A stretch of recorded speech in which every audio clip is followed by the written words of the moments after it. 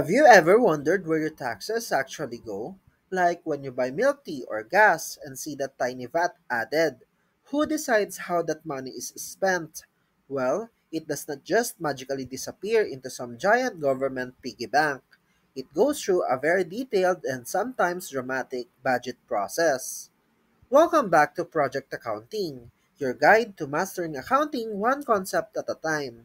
And today, we're breaking down how the Philippine government turns every peso collected into roads, schools, hospitals, and yes, even free Wi-Fi in barangay halls. Stick around because understanding this process is like holding the government's receipts in your hand.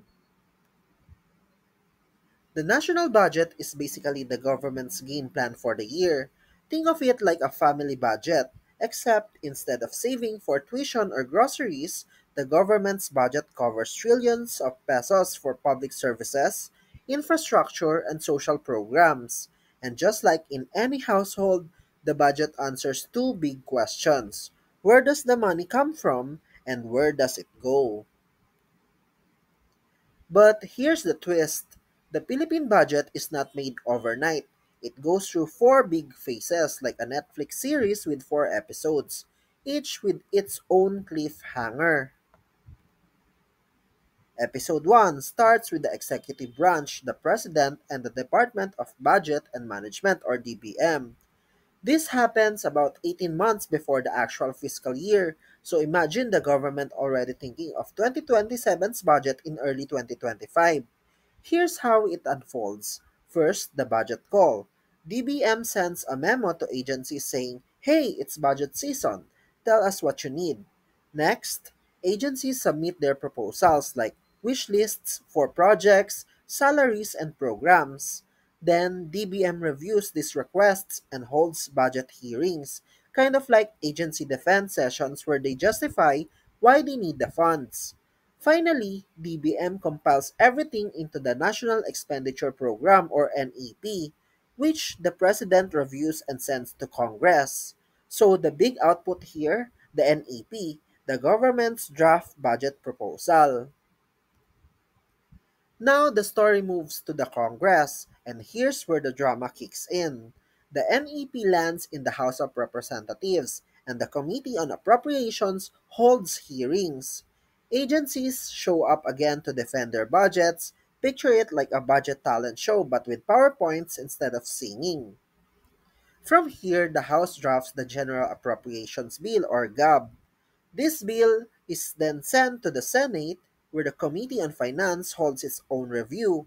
Of course, the House and Senate rarely agree 100%, so they form a bicameral conference committee to iron out the differences. The final harmonized version, that's the GAB sent to the President's desk. Alright, so the President signs the GAB into law and it becomes the General Appropriations Act or GAA. This is where the plan turns into action. Here's how it works. DBM issues special allotment release orders, SAROs, to agencies.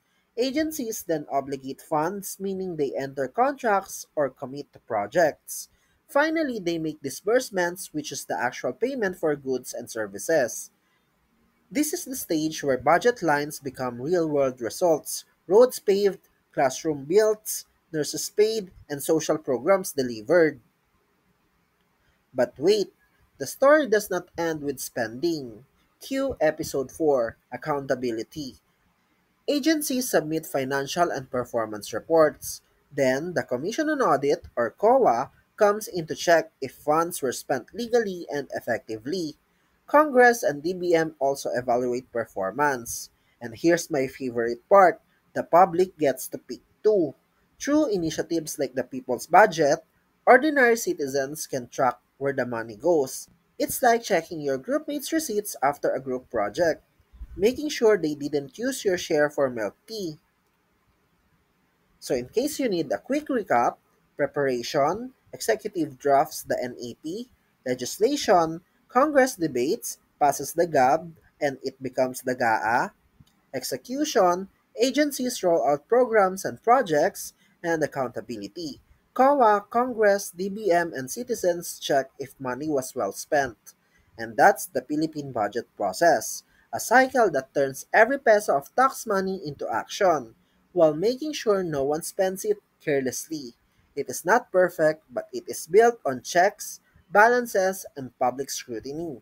If you found this breakdown helpful, don't let it stop here. Hit that like button, subscribe for more educational deep dives, and share this video with someone who complains about taxes.